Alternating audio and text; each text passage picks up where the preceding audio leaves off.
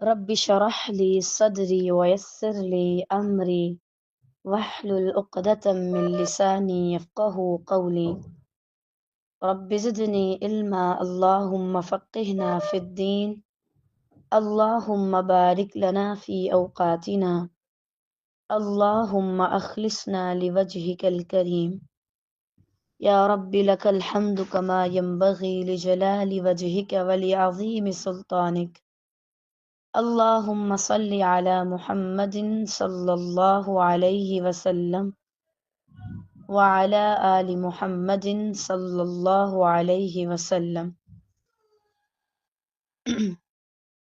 تمام قسم کی تعریفات اللہ رب العالمین کی ذات کے لیے ہیں، جس نے ہمیں پیدا فرمایا، بے شمار نعمتیں عطا کی اور سب سے بڑھ کر ہمیں قرآن مجید کی صورت میں بہترین رزق عطا کیا۔ وہ نعمت کہ اگر یہ ایک نعمت نہ ہو تو باقی تمام نعمتیں انسان کے لیے بیکار ہیں۔ ہدایت ہو تو ہر چیز ہے، ہدایت نہ ہو تو پھر کچھ بھی ہو کسی کام کا نہیں۔ اللہ کا شکر ہے، اس نے ہمیں بہترین حال میں رکھا اور ہمیں ایسی زندگی دی جس کی چاہ بہت سے لوگ کرتے ہیں،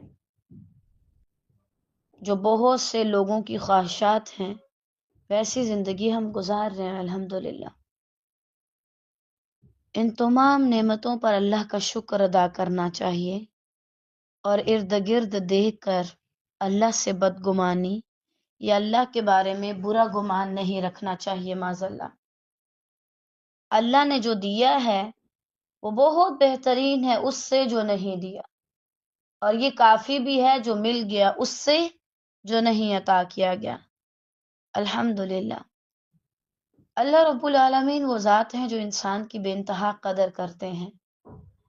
جب ایک شخص ٹوٹے پوٹے الفاظ میں اس کی حمد بیان کر رہا ہوتا ہے تو وہ اس پر اپنی رحمتیں کر دیتا ہے۔ الحمدللہ رب العالمین۔ ہم پڑھ رہے تھے پارہ 20 سورۃ العنکبوت۔ پچھلے سبق میں ہم نے دیکھا تھا ابراہیم علیہ السلام اور لوط علیہ السلام کے بارے میں، کس طریقے سے انہوں نے ہمت باندھ کے کہا انی مہاجر الی ربی، اپنے رب کی طرف ہجرت کر رہا ہوں، رب کی طرف جا رہا ہوں۔ امید ہے کہ آپ لوگوں نے کوئی نہ کوئی ایک ہجرت لازمی کی ہوگی۔ اگر آپ کو عادت تھی کہ آپ بہت زیادہ وسوسات کو سیریس لیتے ہیں، غلط خیالات کو، تو اب آپ ہجرت کر کے آئیں کہ ان چیزوں کو کوئی اہمیت نہ دیں، ان چیزوں کے بارے میں نہ سوچیں جن کا حقیقت سے کوئی تعلق نہیں اور وہ صرف آپ کی ذہنی سوچ ہے یا ماحول کا اثر ہے۔ امید ہے جو لوگ نمازیں چھوڑتے ہوں گے انہوں نے نمازوں کی پابندی سٹارٹ کی ہوگی۔ کوئی نہ کوئی ہجرت تو لازمی کرنی چاہیے تھی آپ کو، اگر نہیں کی اسپیشل سوچ کے کہ مجھے اس آیت پہ عمل کرنا تھا، تو اللہ سے ڈر جائیے۔ جس چیز کی قدر نہ کی جائے الہ العالمین وہ لے لیتا ہے۔ وہ اپنی کتاب، اپنا کلام کبھی بھی نہ قدروں کو نہیں دیتا جو قدر نہیں کرتے۔ الحمدللہ رب العالمین۔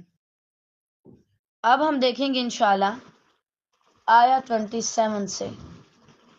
بسم اللہ الرحمن الرحیم۔ وَوَهَبْنَا لَهُ إِسْحَاقَ وَيَعْقُوبَ وَجَعَلْنَا فِي ذُرِّيَّتِهِ النُّبُوَّةَ وَالْكِتَابَ وَآتَيْنَاهُ أَجْرَهُ فِي الدُّنْيَا وَإِنَّهُ فِي الْآخِرَةِ لَمِنَ الصَّالِحِينَ۔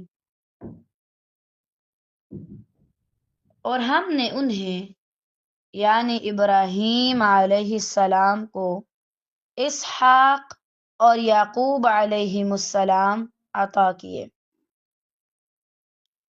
جب انسان اللہ کے لیے کچھ چھوڑ دے تو پھر اسے بدلے میں ایسے اسحاق اور یعقوب دیے جاتے ہیں کہ جس سے پھر نسلوں تک اللہ کے دین کا کام پھیلتا ہے.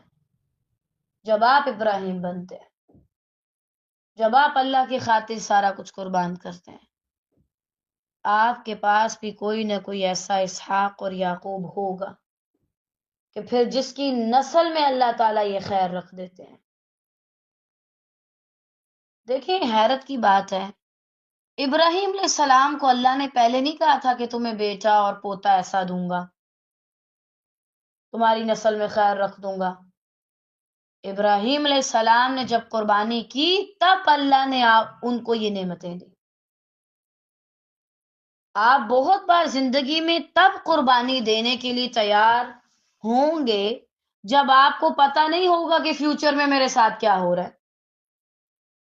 کبھی کبھار آپ تب بھی اللہ کے رستے میں دیں گے جب آپ کو نظر آ رہا ہوگا فیوچر ختم ہے، آگے بھی کوئی رستہ نظر نہیں آ رہا، پھر بھی اللہ کے لیے قربانی دیں گے، تب جا کے اللہ تعالیٰ آپ کو ایسا فیوچر عطا کرے گا، آپ کی نسلوں میں خیر رکھے گا. مثلا آپ اس ڈر سے کسی کو مال نہ دیں، ختم ہو جائے گا. اگر آپ یہ ڈر نکال دیں کہ ختم ہو جائے گا اور پھر خرچ کریں تو اللہ تعالیٰ مستقبل میں آپ کو اتنا دے گا کہ آپ حیران ہو جائیں گے. اسی طرح بعض اوقات آپ کو پتا ہوگا میری ان کے علاوہ اور کوئی فیملی نہیں ہے، میرے ان کے علاوہ اور کوئی دوست نہیں ہے، میرے ان کے علاوہ اور کہیں تعلقات نہیں، آپ کو تب بھی وہ چھوڑنے ہیں، تب جا کے اللہ تعالیٰ آپ کو ایسے انعامات سے نوازے گا. آپ کو پتہ ہے جب اللہ تعالیٰ کسی پہ رحمت کرتا ہے اور اس کو اس کے کیے ہوئے اعمال کا اجر دینا چاہتا ہے تو اللہ تعالیٰ اس سے نیک اولاد سے نوازتا ہے. ابراہیم علیہ السلام سے اللہ تعالیٰ جب راضی ہوئے تو اللہ تعالیٰ انہیں کچھ اور بھی دے سکتے تھے، مال و دولت، محلات، ان پر سونے کی بارشیں کر سکتے تھے، لیکن اللہ رب العالمین ابراہیم علیہ السلام کو نیک اولاد دی. کیوں؟ جب اللہ آپ سے راضی ہوتا ہے تو یہ نہیں کہ آپ کو مال و دولت ملتا ہے اور آپ کو بڑی کوئی اور دنیاوی نعمتیں ملتی ہیں، سب سے بڑی جو آپ پر نعمت کی جاتی ہے وہ ہے نیک اولاد. اگر آپ کی اولاد نیک ہے تو اللہ کا شکر منائیے، اور اگر آپ خود بھی نیک ہیں تو اگر انسان خود نیک نہ ہو اور اولاد نیک ہو تو پھر اس کے لیے دو کام ہوتے ہیں، یا تو وبال یا رحمت. وبال تب جب وہ جیسے ابراہیم علیہ السلام کے والد تھے آزر، نہیں مان لایا، پھر وبال بن جاتا ہے الٹا. لیکن اگر آپ خود بھی نیک ہوں اور آگے سے اولاد بھی اللہ آپ کو نیک دے دے، یہ بہت بڑی رحمت ہے. اور بعض اوقات یوں ہوتا ہے کہ والدین اتنے نیک نہیں ہوتے، اللہ ان کی اولاد کو صالح بناتا ہے کہ پھر والدین کو بھی زیادہ خیر ملتی ہے. الحمدللہ رب العالمین.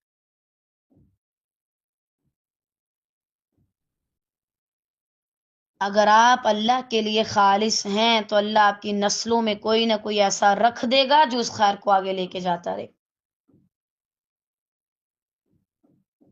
تو اسحاق اور یعقوب ایسے نہیں ملتے، ان کے لیے ہجرت کرنی پڑتی ہے، چھوڑنا پڑتا ہے غلط جگہوں کو، غلط چیزوں کو، ورنہ آپ دیکھیں آپ کی ساری اولاد ایمان نہیں لا سکتی. اولاد میں سے بعض کافر رہیں گے، ماحول کا اثر ہوگا ان پہ، لیکن اگر آپ اللہ کے لیے قربانی دیں گے تو اللہ آگے آپ کو یہ فکرے نہیں دے گا کہ آگے کون آپ کا کام لے کے چلے گا. اللہ آپ کی نسل میں ایسے لوگ رکھ دے گا خیر سے، جو خیر کے کام کو آگے پہنچاتے رہیں. بس خوشخبری ہے ہر اس فرد کے لیے جس کی اولاد نیک ہے اور اسے اللہ کی معرفت حاصل ہے اور وہ لوگوں کو اللہ سے جوڑنے کا کام کرتی ہے. خوش نصیب ہے وہ شخصیت جس کے گھر میں نیک اولاد ہو. اب اللہ تعالیٰ نے صرف یہ چیزیں نہیں ان کو عطا کی، کیا عطا کیا؟ ہم نے انہیں نبوت اور کتاب ان کی اولاد میں ہی کر دی. یعنی اسحاق علیہ السلام سے یعقوب علیہ السلام ہوئے جن سے بنی اسرائیل کی نسل چلی. آج آپ کو بنی اسرائیل میں ایسے لوگ نظر آتے ہیں جو بڑے گناہگار ہیں اور اللہ کی حدود کو توڑنے میں آگے ہیں، لیکن ان میں خیر بھی بڑی تھی. بڑے بڑے راہب، اللہ کی عبادت کرنے والے، جن کو اللہ تعالیٰ نے مختلف طرح کی وہ چیزیں دکھائیں جو عام لوگوں کے لیے نہیں ہوتی. یوں کہہ لیجئے کہ کرامتیں وہ بنی اسرائیل کے لوگوں میں پائیں گے. اللہ نے ان کی نسل میں خیر بھی بڑی رکھی. تو بہرحال اللہ تعالیٰ نے ان کے اندر نبوت اور ان کو کتابیں عطا کی. تورات، زبور، انجیل بنی اسرائیل پہ نازل ہوئی نا یہ کتابیں. تو اللہ تعالیٰ کہتے ہیں ہم نے آگے ان کی جو بڑا ہم نے کام لینا تھا وہ پھر ہم نے ان کی نسل میں رکھ دیا. اب یہ ہے اللہ کا فضل کہ وہ کس کو بڑے مشن کے لیے چنتا ہے اور کس کو اپنی کتاب کا علم عطا کرتا ہے. لوگ کوشش کریں گے کہ وہ اس سے وہ چیز چھین لیں جو اللہ نے اس کو دی، وہ نہیں چھین سکتے. کوشش کر سکتے ہیں. مثلا آج کے دور میں کوئی کہے کہ اچھا وہ شخص یہ کام کرتا ہے میں یہ کام کروں، نہ. اللہ نے جس سے جو کام لینا ہے وہ اسی سے لے گا. کسی کی دشمنی اللہ کی نعمتوں کو کم نہیں کر سکتی اور کسی کی دوستی اللہ کی نعمتوں کو زیادہ نہیں کر سکتی. یہ اللہ کا خاص فضل ہے کہ وہ کس قوم کو چنتا ہے، کس شخص کو چنتا ہے اپنے دین کے کام کے لیے. اب جیسے ابراہیم علیہ السلام تھے، ان کی نسل میں یہ خیر رکھی گئی. اللہ نے ان کو نبوت سے نوازا اور ان کو کتاب کا علم دیا. تو یہاں سے آپ کو کیا سمجھ آتا ہے؟ ایک تو اللہ کی یہ نعمت ہے جب اللہ کسی سے راضی ہوتا ہے تو اسے نیک اولاد دیتا ہے، اور دوسرا اس نیک اولاد کو اپنا مشن دے دیتا ہے کہ تم میرا کام کرو. مختلف لوگ جب کسی سے راضی ہوتے ہیں، کوئی پرنسپل ہے، کوئی وزیر اعظم ہے، کوئی بڑے عہدے والا شخص ہے، تو ہر شخص جب کسی سے راضی ہوتا ہے، خوش ہوتا ہے، اس کی کچھ علامات ظاہر ہوتی ہیں. اللہ جب کسی سے راضی ہوتا ہے تو دوسری علامت کون سی ظاہر ہوتی ہے؟ اللہ ان کو اپنے دین کے کام کے لیے چن لیتا ہے. بس آج اگر کوئی خالص نیت سے اللہ کی رضا کی خاطر کام کر رہا ہے، نہ کسی کو کاپی کرنا مقصد ہے، نہ کسی کا مقابلہ، نہ دیکھا دیکھی، وہ سمجھ لے کہ وہ اللہ کا چنا ہوا ہے. اور اگر کوئی شخص کسی سے متاثر ہو کے دین کا کام کر رہا ہے تو ان قریب یا تو وہ اپنے اندر اخلاص لائے گا یا وہ دین کا کام چھوڑ دے گا. لکھ لیجئے کہ کبھی کسی عام سی بندی خدیجہ نے یہ بات کہی تھی. واللہ آپ اپنی زندگی میں اس کو دیکھیں گے. دین کے رستے میں اگر آپ کے اندر اخلاص نہیں، یا آپ کو اخلاص عطا کر دیا جائے گا یا آپ وہ کام کرنا چھوڑ دیں گے. جس بندے کو اللہ تعالیٰ اپنے مشن کے لیے چن لے اور اپنی کتاب کا علم دے دے، اس کے لیے قطعاً طور پر جائز نہیں کہ وہ دوسروں کو راضی کرنے کے لیے یا ان کی دیکھا دیکھی کوئی کام کرے. اس کا ہر کام پھر اللہ کے لیے ہوتا ہے. اپنے آپ کو بدلنا، لوگوں پہ کام کرنا، لوگوں کو دعوت دینا اللہ کی طرف، ہر چیز اللہ ہی کے لیے، اللہ ہی کی خاطر.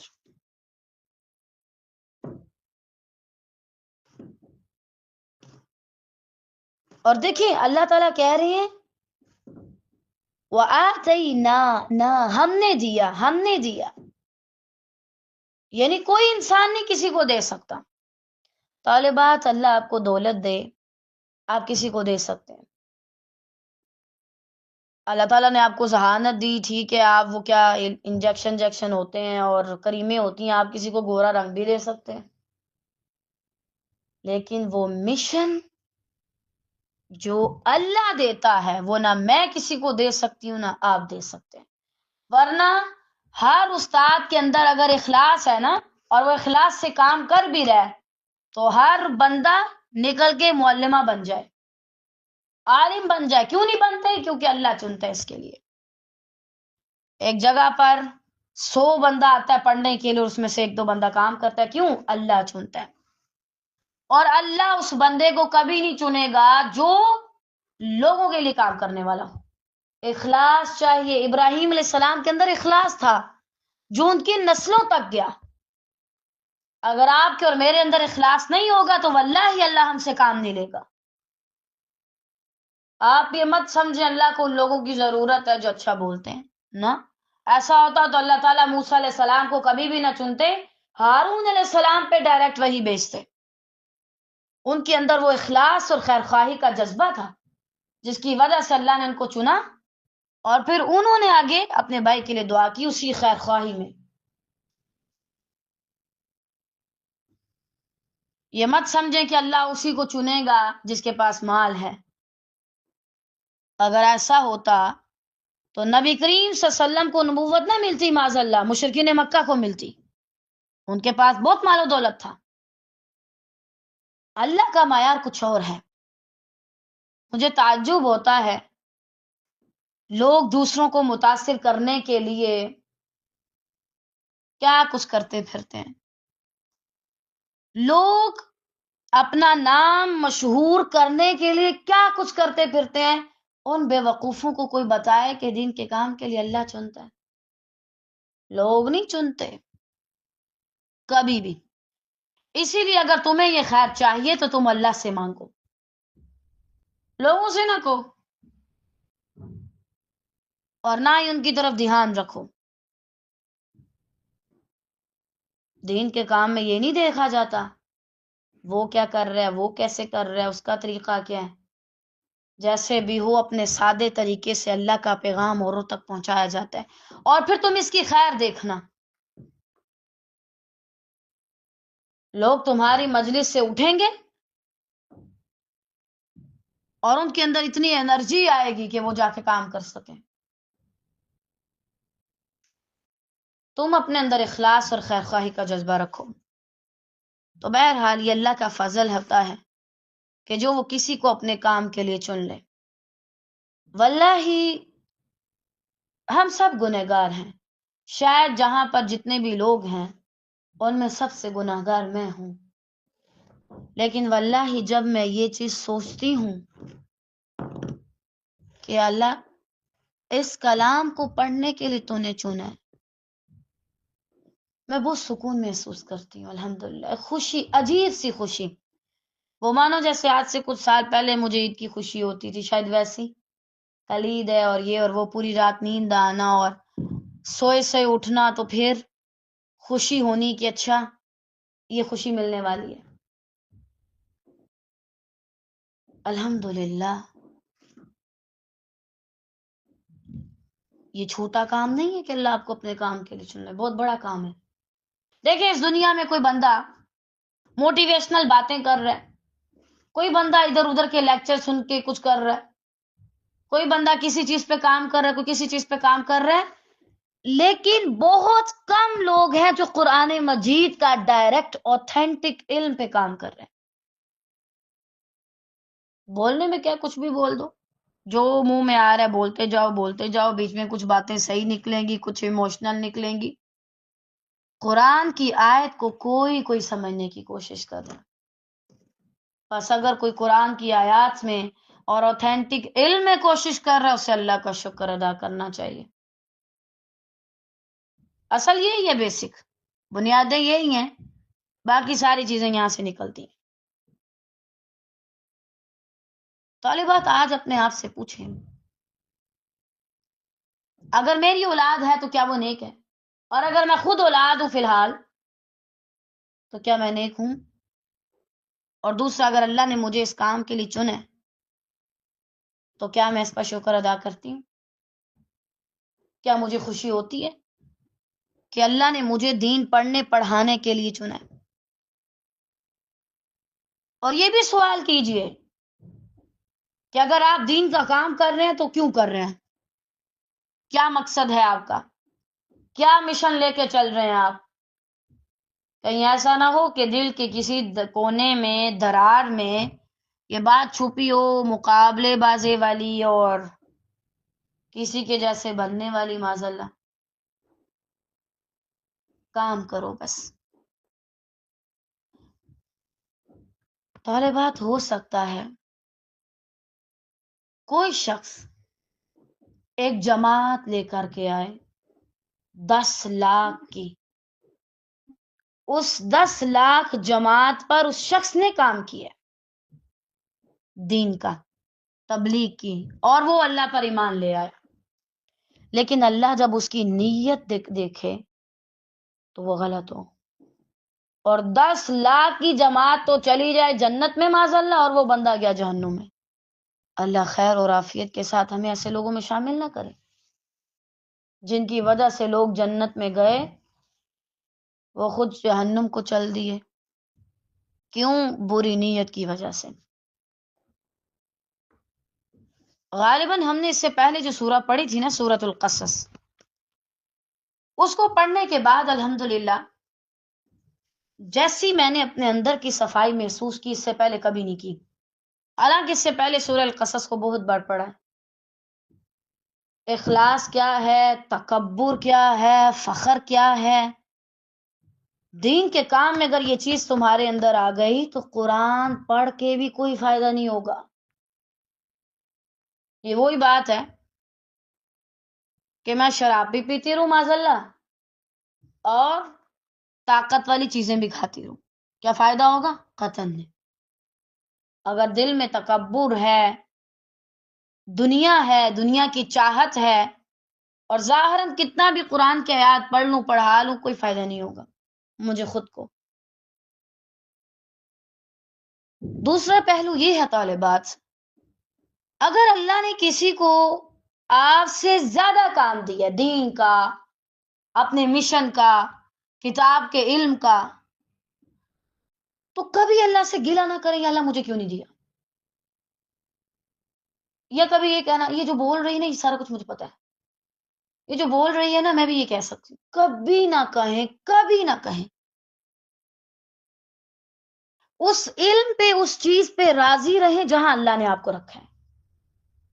اللہ سے یہ نہ کہ اس کو کیوں دیا، بھائی تمہیں کچھ اور دیا ہوگا زیادہ۔ ہمارے ساتھ ایک لڑکی پڑھتی تھی، اللہ تعالیٰ اس پہ رحم فرمائے، اس کا تدبر بہت اعلیٰ تھا، بہت اعلیٰ، اور اس کی صرف اس ایک چیز کی وجہ سے میں ابھی تک اس کی بہت عزت کرتی ہوں الحمدللہ۔ حتیٰ کہ انہوں نے مجھ سے پڑھا ہوا ہے، ہم آن لائن کورسز کرواتے ہیں تو ایز اے اسٹوڈنٹ بہت بار آئی ہیں ہمارے پاس، لیسن سنا دیتی ہیں، تجوید کی غلطیاں پوچھتی ہیں، لیکن پتہ نہیں اگر مجھے پتہ چل جائے اس شخص کے پاس مجھ سے زیادہ علم ہے، واللہ ایسے میں اس کو اپنا استاد مان لیتی ہوں، اور آج بھی الحمدللہ جہاں بھی وہ مجھے ملے بہت عزت کرتی ہوں، اس ایک چیز کی وجہ سے کہ اللہ نے اس کو تدبر کا علم مجھ سے زیادہ دیا۔ حالانکہ لوگوں کے لیے وہ نارمل بات ہے، لیکن میرے لیے نارمل نہیں ہوتی تھی، کیونکہ وہ جو پوائنٹ نکال کے بتاتی تھی، اللہ تعالیٰ ان پہ رحم فرمائے، وہ بہت اعلیٰ ہوتا تھا اور دماغ سے گزرتا ہی نہیں تھا۔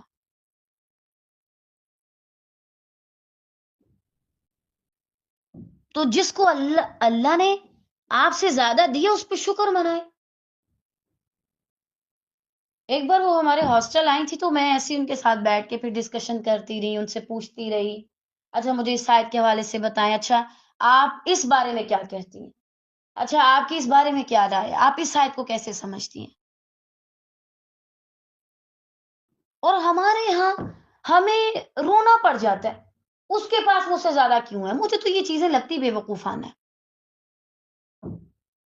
ہو سکتا ہے آپ انہیں سنیں اور آپ کہیں کہ یہ تو کوئی ایسی خاص بات نہیں کرتے، لیکن ہر انسان کا اپنا اپنا لیول ہے.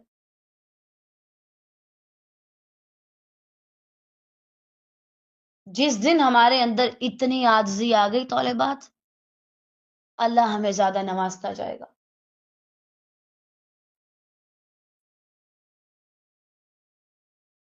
بہت سی جگہ پر ان کے کنسپٹ صحیح نہیں، لیکن جہاں پر وہ صحیح ہیں وہ صحیح ہیں، ہم سے بہتر ہے. آپ اپنے آپ سے یہ سوال بھی کیجئے، کیا جب میں دیکھتی ہوں میرے ارد گرد اللہ نے کسی کو مجھ سے زیادہ دیا ہے تو میں خوش ہوتی ہوں؟ کیا میں راضی رہتی ہوں اس بات پہ؟ منہ سے نہیں کہنا، دل سے پوچھنا ہے، کیا میں راضی رہتی ہوں؟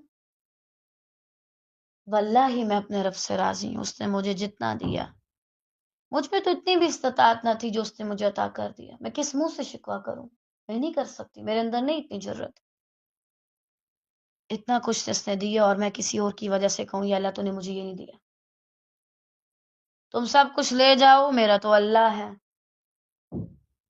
اور جس کے پاس اللہ ہے اس کے پاس کس چیز کی کمی؟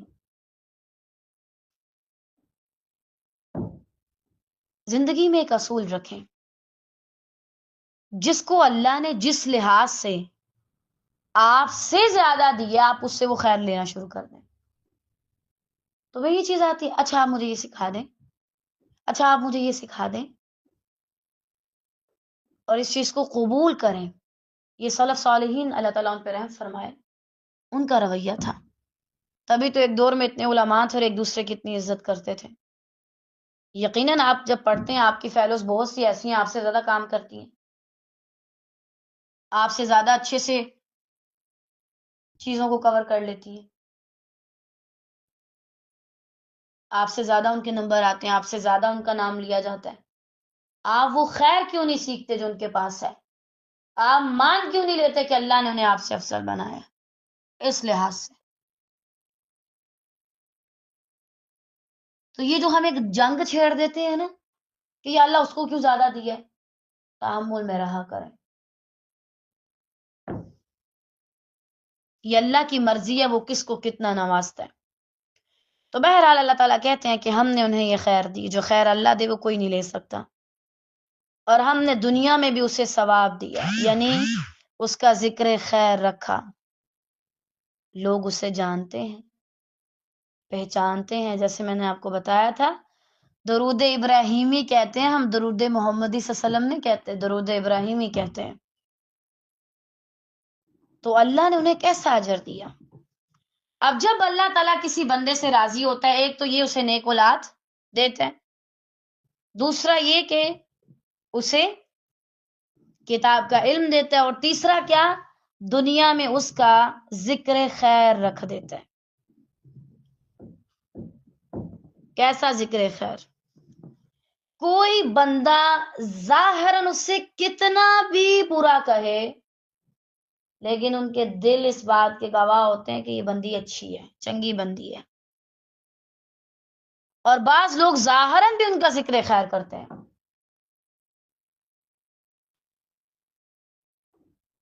لوگ ان کی عزت کرتے ہیں، ہر بندہ نہیں بھی کرتا، لیکن زیادہ تر لوگ ان کی عزت کرتے ہیں. یہ دنیا میں تیسرا اجر ہوتا ہے جو کسی شخص کو عطا کیا جاتا ہے. کیا؟ ان کا ذکر خیر. طالبات یہاں پر ایک چیز اپنے اندر ذرا نوٹ کر لیں، کہیں آپ کی عادت اس شخص کی مانند تو نہیں ہے کہ جو کسی کی تعریف سنتا ہے تو بات کو فوراً سے چینج کر دیتا ہے. مجھے لوگوں کے اندر یہ بات نا بڑی بری لگتی ہے. اچھا اس کو میں نے پچھلے دنوں محسوس کیا.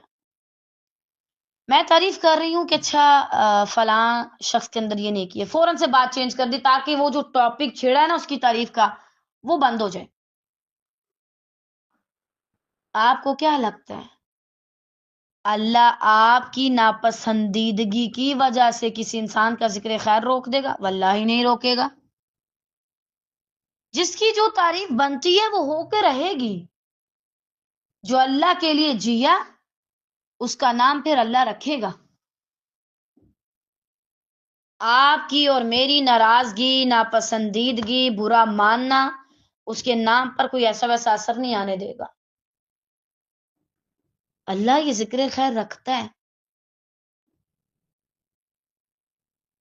پھر آپ اگر کوئی اچھی مثال دیتے ہیں تو لوگ اس کا استعمال کرتے ہیں، یعنی اس مثال کو دیتے ہیں، اس شخص کی مثال دیتے ہیں۔ اگر کوئی شخص بہت زیادہ دین کا کام کرنے والا ہے تو جب دین کے کام کی بات ہوگی تو اس کا نام لیا جائے گا۔ خود اللہ سبحانہ و تعالیٰ کا کلام اس کی زندہ مثال ہے۔ جن انبیاء نے اللہ کی خاطر زندگی لگا دی، ان انبیاء کا ذکر ہے نا قرآن میں، کتنی بار کیا جاتا ہے اور کہاں کہاں کیا جاتا ہے۔ اس وقت نہ جانے کتنی جگہوں پہ ابراہیم علیہ السلام کا ذکر ہو رہا ہو۔ واللہ عالم بالصواب۔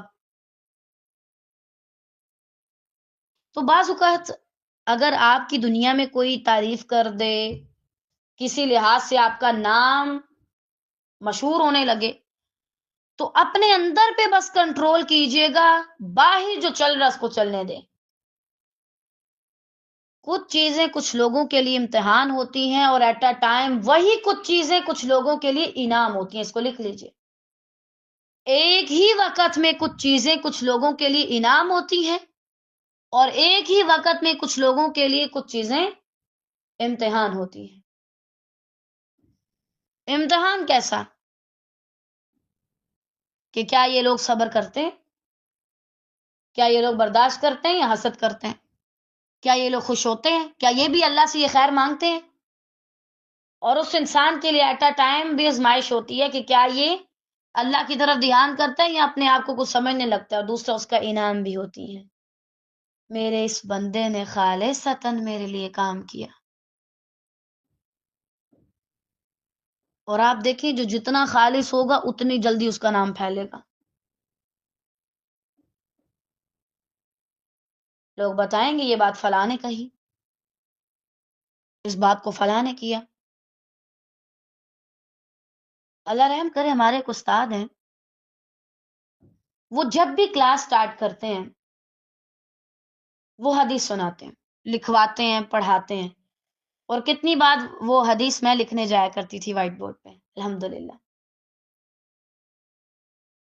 اور ان کا یہ معمول ہر کلاس میں تھا، جس بھی سیکشن میں وہ پڑھاتے ان کی عادت تھی۔ اور اللہ تعالیٰ ان پہ رحم فرمائے، 10 سال پہلے جن اساتذہ نے ان سے پڑھا اور آج وہ خود ماشاءاللہ اساتذہ ہیں، وہ بھی یہ بات بتاتے ہیں کہ اچھا وہ والے استاد جو حدیث لکھواتے ہیں ہر کلاس سے پہلے، تو میں کہہ رہی تھی اللہ تعالیٰ واقعی کتنا ذکر خیر چھوڑ دیتے ہیں ایسے لوگوں کا۔ پھر ہر شخص انہیں جانتا ہے، حالانکہ وہاں پہ ہر 2 مہینے بعد ٹیچریں چینج ہو جاتی ہیں، کسی کو کسی کی ہوش نہیں ہوتی، لیکن جو کوئی نہ کوئی خیر کا کام کرتے ہیں اللہ سے جڑا ہوا، ان کا نام لیا جاتا رہتا ہے۔ تو اگر آپ کا بھی نام تھوڑا بہت ہونے لگ جائے تو بالکل پریشان نہیں ہو۔ مجھے قرآن مجید پڑھ کے اور دین کا کام کر کے جو سمجھ آتی ہے وہ یہ ہے، اپنے اندر پہ کام کرو۔ اگر آپ کا اندر ٹھیک ہے، باہر کچھ بھی ہے، نو پرابلم۔ باہر سب نارمل ہے اور اندر نارمل نہیں تو بہت بڑی پرابلم۔ جس بندے نے اپنے اندر کو سیٹ کر لیا اسے کوئی چیز نہیں بگاڑ سکتی، جس کا اندر خراب ہے اسے کوئی چیز نہیں سنوار سکتی۔ مجھے اپنے اوپر کام کرنے کی ضرورت ہے۔ لوگ تو تعریف کریں گے، وہ کسی چیز سے متاثر ہوں گے، وہ بولیں گے آپ بہت اچھی ہیں، وہ بولیں گے آپ بہت اچھا بولتی ہیں۔ آپ اپنے آپ کو ایک لمٹ میں رکھو۔ ان قریب اللہ دین کے کام کے ذریعے آپ کے نام کو بلندیاں دے گا اور آپ کا ذکر خیر چھوڑ دے گا، اور وہ آپ کو آزمائے گا کہ آپ ان حالات میں کیا کرتے ہیں۔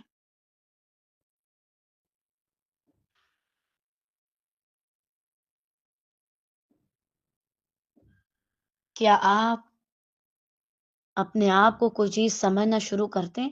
ہو سکتا ہے آپ کے گھر والے آپ کو کہتے ہوں یہ تو سارا دن پڑھتی رہتی ہے، ماشاءاللہ میری بیٹی بڑی محنتی ہے، پڑھاتی بھی ہے، پڑھتی بھی ہے، یہ تو فوراً سے اٹھ کے نماز پڑھنے چلی جاتی ہے، میری بیٹی تو تہجد پڑھتی ہے، نفلی روزہ رکھتی ہے۔ وہ دیکھتے ہیں، وہ بولیں گے۔ آپ اپنے اندر کو اتنا قابو میں رکھیں کہ لوگوں کی یہ باتیں سن کے اونچا نہ اڑنے لگ جائیں۔ آپ کے پاؤں زمین پہ رہیں۔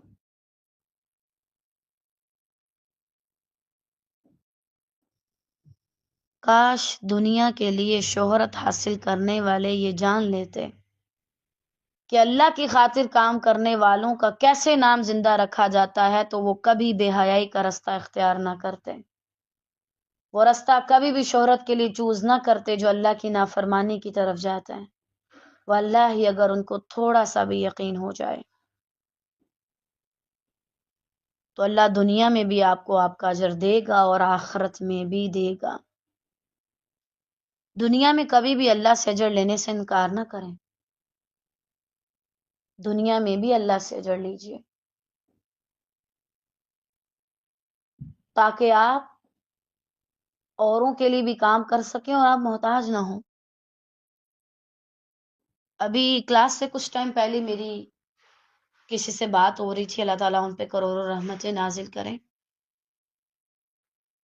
بہت بڑا ہے انہوں نے ماشاءاللہ۔ تو میں نے انہیں بلایا ہی اسی لیے تھا تاکہ میں پوچھوں کہ آپ اس علاقے میں کام کر رہے ہیں دین کا کہ نہیں کر رہے، کیونکہ ماشاءاللہ وہ کافی نئی نئی چیزیں پڑھ کے آئی ہیں، تو میرا دل تھا کہ وہ آگے کام کرے تو میں انہیں ایک پلان بنا کے دے دوں کہ آپ اس چیز کے تحت جو ہے وہ کام کریں۔ اور ان کی باتیں سن کے میں بڑی پریشان ہو گئی۔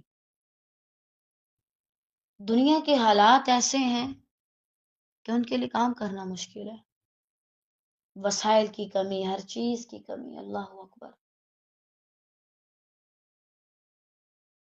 اور یہ آیت بھی آ گئی تو واقعی میں اگر آپ کام کرنا چاہتے ہیں اس کے لیے دنیا بھی آپ کے پاس ہونی چاہیے، وسائل ہونے چاہیے، وہ اللہ دے گا۔ کام کریں گے اللہ کی اذن سے کریں گے، لیکن چاہیے دنیا اسباب کے پردوں میں ہے، تو دنیا میں جب اللہ آپ کو آپ کا حصہ دے تو انکار نہ کریں، یہ اللہ دنیا میں کچھ نہیں چاہیے، ہم اللہ سے بے نیاز ہو کے نہیں رہ سکتے، نہ دنیا میں نہ آخرت میں۔ ہمیں اللہ سے ہر حال میں، ہر دنیا میں، ہر جہان میں چاہیے، ہر چیز چاہیے تاکہ ہم اس کے دین کا کام کر سکیں۔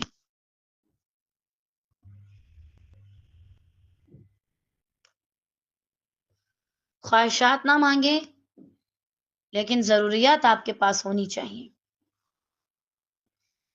تو بہرحال اللہ تعالیٰ ہم سب کے لیے آسانیاں کرے، خیر سے دین کا کام کرنا آسان کرے۔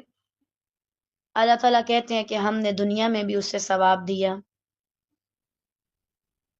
اور آخرت میں تو وہ صالح لوگوں میں سے ہوگا۔ یہاں پر وہ لوگ بھی متوجہ ہوں جن کو لگتا ہے کہ دین پر کام کرنے سے ان کی آخرت تو سنور جائے گی لیکن دنیا خطرے میں پڑ جائے گی، یعنی دنیا ان کو نہیں ملے گی۔ بعض لوگ سمجھتے ہیں، بہت سے لوگ سمجھتے ہیں ہاں بھائی جو دین والے بن جاتے ہیں پھر ان کو دنیا میں کچھ نہیں ملتا، ان کو عزتیں نہیں ملتی، اللہ کہتے ہیں میں ہر چیز دوں گا، دنیا میں بھی دوں گا۔ اٹس مین اگر کوئی لڑکی دین پر عمل کرتی ہے تو ایسا نہیں ہے کہ وہ رشتے سے محروم کر دی جائے گی معاذ اللہ۔ اگر کوئی سود بینک میں کام کرنا اور حرام کاروبار کرنا چھوڑ دے گا تو اللہ تعالیٰ اسے غریب کر دیں گے، ایسا نہیں ہے، اللہ آپ کو بڑا نوازیں گے۔ آپ دیکھیں مسلمانوں میں بھی بعض بہت امیر امیر لوگ ہیں، اللہ نے دی ہے ان کو دنیا بھی بھر بھر کے دی ہے۔ تو یہ جو ہمارے ہاں ایک کنسپٹ بن گیا نا کہ اگر دین کی طرف آئے یا کتاب کے علم کی طرف آئے یا اس مشن کی طرف آئے تو سب سے پہلے آپ کی دنیا ختم ہو جائے گی، ایسا نہیں ہے۔ اللہ تعالیٰ فرما رہے ہیں کہ میں تمہیں دنیا دوں گا اور آخرت میں بھی دوں گا، یعنی آخرت میں پھر وہ بلند درجات کے مالک ہوں گے، نیک لوگوں میں شامل ہوں گے۔ ہر شخص چاہتا ہے کہ وہ نیک لوگوں میں رہے۔ دیکھیں جیسے دنیا میں نیک لوگوں کے ساتھ رہنے میں کیا فائدہ ہے، وہ آپ کی باتوں پہ صبر کرتے ہیں، وہ آپ کے ساتھ بدتمیزی نہیں کرتے، وہ آپ کی طرف دیکھ کے تیسرے کے کانوں میں باتیں نہیں کرتے، وہ آپ کی زندگی میں تجسس نہیں کرتے۔ نیک لوگ جو اللہ سے ڈرنے والے ہیں اور اسی طرح دنیا میں جو برے لوگ ہیں وہ آپ کی طرف دھیان دیتے ہیں، آپ کو اذیت پہنچانے والی باتیں کرتے ہیں، تو کتنا مشکل ہے دنیا میں برے لوگوں کے ساتھ رہنا، اور دنیا میں آسان ہے نیک لوگوں کے ساتھ رہنا۔ بالکل یہی مثال ہے آخرت کی۔ آخرت میں بھی نیک لوگوں کے ساتھ رہنا آسان ہوگا، کیونکہ ان کے ارد گرد جہاں نیک لوگ ہوں گے وہاں پہ نعمتیں ہوں گی، وہ جگہ جنت والی ہوگی، وہاں پہ ہزاروں آسائشیں ہوں گی، صاف شفاف ماحول ہوگا، پرسکون جگہ ہوگی۔ آخرت میں اگر معاذ اللہ آپ برے لوگوں کے ساتھ ہوئے تو ان کے ٹھکانے میں ہوں گے، وہی ان کا چیخنا چلانا اور عذاب برداشت کرنا، اور مختلف طرح کی اس طرح کی چیزیں برداشت کرنا جو کہ آپ نہیں کر پائیں گے۔ تو دنیا میں ہو یا پھر آخرت میں، برے لوگوں کے ساتھ رہنا مشکل ہے۔ دنیا میں ان کے اعمال برے، اور آخرت میں وہ جگہ بری جہاں پہ وہ رہتے ہیں۔ نیک لوگوں کے ساتھ رہنا آسان ہے، دنیا میں ان کے اعمال اچھے، اخلاق اچھے، اور آخرت میں وہ جگہ اچھی جہاں پہ وہ رہتے ہیں۔ اسی لیے بات کی جاتی ہے نیک صالح لوگوں کے ساتھ رہنے کی۔ اس فرق کو لکھ لیجئے گا، یہ شاید آپ نے بہت پہلی بار سنا ہو۔ تو بہرحال اللہ تعالیٰ کہتے ہیں آخرت میں بھی ہم اس سے اچھے لوگوں میں رکھیں گے۔ بس آج دین کا کام کرنے والے اداس نہ ہوں۔ اللہ نے تمہیں دنیا میں بھی عزت والے کام سے نوازا، تمہیں اچھے حال میں رکھا، آخرت میں وہ تمہیں اس سے بھی زیادہ اچھے حال میں رکھے گا، خیر کے ساتھ، اور اچھی کمپنی میں رکھے گا، اچھے لوگوں کے ساتھ رکھے گا۔ اب یہ آپ کے اوپر ہے کہ آپ اللہ کو راضی کر کے دنیا آخرت دونوں کماتے ہیں، یا اللہ کو ناراض کر کے صرف تھوڑی بہت دنیا حاصل کرتے ہیں اور آخرت سے ہمیشہ کے لیے محروم کر دیے جاتے ہیں۔ اس وجہ سے طالبات اپنے اوپر بہت زیادہ کام کیجیے، اس امید پر کہ آپ کو آخرت میں اچھی جگہ سے، اچھے حالات سے، اچھے لوگوں سے نوازا جائے۔ یہ باتیں تو ویسے ابراہیم علیہ السلام کے لیے تھی، لیکن اس میں ہم سب کے لیے بھی بہت کچھ ہے، اور بہت بڑی بڑی نشانیاں ہیں۔ بس آپ سب کوشش کیجیے ان اعمال کی، ان قربانیوں کی، تاکہ آخرت میں آپ کو یہ والا اجر ملے، اور آپ اس چیز سے اللہ کے ہاں نوازے جائیں خیر کے ساتھ۔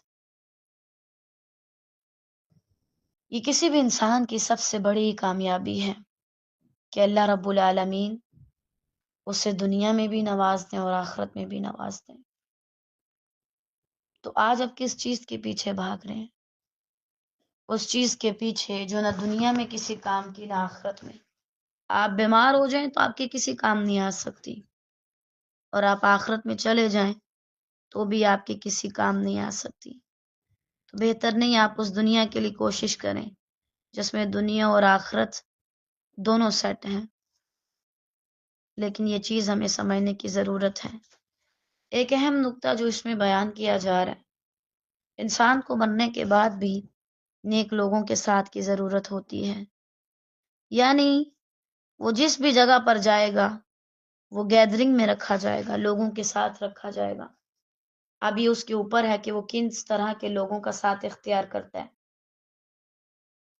بہتر تو یہی ہے کہ وہ اچھے لوگوں کا ساتھ اختیار کرے تاکہ اس کا انجام اچھا ہو۔ دنیا آپ کی کیسی ہے اس کا اندازہ آپ بھی کر سکتے ہیں، میں بھی کر سکتی ہوں، لیکن ہماری آخرت کے بارے میں کوئی گارنٹی نہیں ہے کہ ہمیں کیا کہا جائے، کیا نہ کہا جائے، کب ایسے حالات آئیں کہ انسان دین پر عمل کرنے سے مجبور ہو جائے۔ اللہ سے ان سب چیزوں سے پناہ مانگے کہ آپ کبھی ایسی چیزوں میں پڑیں جو آپ کی آخرت کو خطرے میں ڈال دیں اور آپ کو آخرت میں اللہ کی نظروں میں گرا دیں۔ اللہ تعالیٰ سے دعا ہے کہ وہ ہمیں ایسے لوگوں میں شامل کرے جو ابراہیم علیہ السلام کی طرح اللہ کے دین کا کام کرتے ہیں، اخلاص کے ساتھ، اچھی نیت کے ساتھ۔ یا اللہ ہم ابراہیم تو نہیں بن سکتے، لیکن ہم چاہتے ہیں کہ ہم ان کی طرح کام کریں خیر سے، ہم ان کی طرح آپ کو راضی کرنے کی کوشش کریں۔ میرا دل کرتا ہے کہ خیر سے جب ہم ابراہیم علیہ السلام سے ملیں تو میں ان سے پوچھوں کہ آپ کو اللہ کی اتنی محبت کیسے ملی تھی؟ کیسے آپ کو اللہ تعالیٰ سے اتنی محبت ہو گئی کہ آپ ان کے لیے ہر چیز قربان کرنے کے لیے تیار ہو گئے؟ میرا دل چاہتا ہے کہ میں ان سے پوچھوں، جب آپ نے اپنی بیوی اور اپنے بیٹے کو جنگل بیابان میں چھوڑا تو آپ نے کیسے پیچھے مڑ کے نہیں دیکھا تھا؟ کس چیز نے آپ کو اتنی طاقت دی؟ جب آپ نے اپنے بیٹے پہ چھری چلائی تو کس چیز نے آپ کے ہاتھ کو اتنی طاقت دی کہ وہ چل گیا؟ جب آپ نے شیطان کی باتوں کو دھتکار دیا، آپ نے اسے کنکریاں ماری، تو کس نے آپ کو اتنی سمجھ عطا کی؟ اللہ اکبر اللہ اکبر۔ ابراہیم علیہ السلام کی سٹوری ایسی ہے کہ جو ہر شخص کو پڑھنی چاہیے۔ اسے پڑھنا چاہیے کہ کوئی ابراہیم تھا جو اپنے رب سے اتنی محبت کرتا تھا، اپنے رب کے لیے سارا کچھ قربان کر گیا۔ آج کے لوگوں کو سمجھنا چاہیے جو کہتے ہیں محبت اور جنگ میں سب کچھ جائز ہے۔ انسانوں کی محبتوں میں ان کا یہ قاعدہ ہے، لیکن اللہ کی محبت میں انہوں نے کبھی یہ چیزیں محسوس نہیں کی۔ وہ لوگ جو چھوٹی چھوٹی قربانیاں دینے سے کتراتے ہیں، ان کو ابراہیم کا واقعہ پڑھنا چاہیے کہ کیسے اس نے بڑے سے بڑی قربانی بھی دینے کے لیے کوئی رکاوٹ نہیں ڈالی۔ آج کے وہ لوگ جو اللہ سے کیا کیوں کی سوال کرتے ہیں، ان کو ابراہیم کے بارے میں پڑھنا چاہیے کہ اس نے کبھی نہیں کہا تھا کیوں۔ ابراہیم وہ شخصیت ہے جو کبھی بھی اپنے رب کے سامنے کیوں نہیں کرتا، ہمیشہ جیسے آپ کہیں یا رب ویسے کہتا ہے۔ جب بھی ہم ان کا واقعہ پڑھتے ہیں ایک الگ طرح کی محبت ان سے محسوس ہوتی ہے۔ میرا دل پھٹنے کو آتا ہے جب میں ان کی محبت اللہ سے محسوس کرتی ہوں۔ جس رب کے پاس، جس رب کو چاہنے والا ابراہیم جیسا بندہ ہو، کیا آپ کو سچ میں لگتا ہے کہ اسے میری اور آپ کی ضرورت ہے؟ ایسا نہیں کہ اسے ابراہیم کی ضرورت تھی، معاذ اللہ، وہ تو بے نیاز ہے، لیکن سوچیں کیا پھر میرا اور آپ کا اس کی نافرمانی کرنا اسے کوئی احساس دلا سکتا ہے؟ معاذ اللہ کوئی کمی ہو سکتی ہے اس کے پاس؟ قطعاً نہیں۔ جس کے بندوں میں ابراہیم جیسے بندے ہوں، اسے میرے اور آپ جیسوں کی ضرورت ہے؟ قطعاً نہیں۔ جس کے لیے قربانیاں دینے کو ابراہیم جیسے لوگ ہر وقت تیار ہوں، کیا اسے میرے اور آپ جیسے کیوں کیا کیسے کرنے والے بندے کوئی فرق ڈال سکتے ہیں؟ قطعاً نہیں۔ کوشش کریں ابراہیم علیہ السلام کی طرح نہیں بن سکتے تو ایسے بن جائیں جو کسی ابراہیم کا ساتھ دینے والے ہوں۔ آپ خود ابراہیم نہیں بن سکتے، اٹس اوکے، آپ ایسے شخص کے ساتھی کیوں نہیں بن جاتے جو ابراہیم کا ساتھ دیتے؟ آپ لوط جیسے کیوں نہیں بن جاتے جو ابراہیم جیسے شخص کی حمایت کرتا ہے اور اس کے مشن میں اس کا ساتھ دیتا ہے؟ اللہ کا شکر ہے جس نے ہمیں یہ آیات بتائیں، اور ہم انہیں پڑھ کر ایسے لگتا ہے کتنی صدیاں پیچھے چلے جاتے ہیں، واپس آنے میں بہت ٹائم لگتا ہے۔ اللہ اکبر اللہ اکبر۔ اللہ تعالیٰ ابراہیم علیہ السلام پر کروڑوں رحمتیں اور برکتیں نازل فرمائے، ان سے راضی ہو، مزید اپنے فضل سے ان کو نوازے، مزید ان پر کروڑوں رحمتیں اور برکتیں نازل فرمائے، اور قیامت کے دن ہمیں ان کا ساتھ نصیب کرے خیر اور عافیت کے ساتھ۔ بارک اللہ فیکم۔ آج کے لیے اتنا ہی کافی ہے، باقی انشاءاللہ خیر سے ہم کل پڑھیں گے۔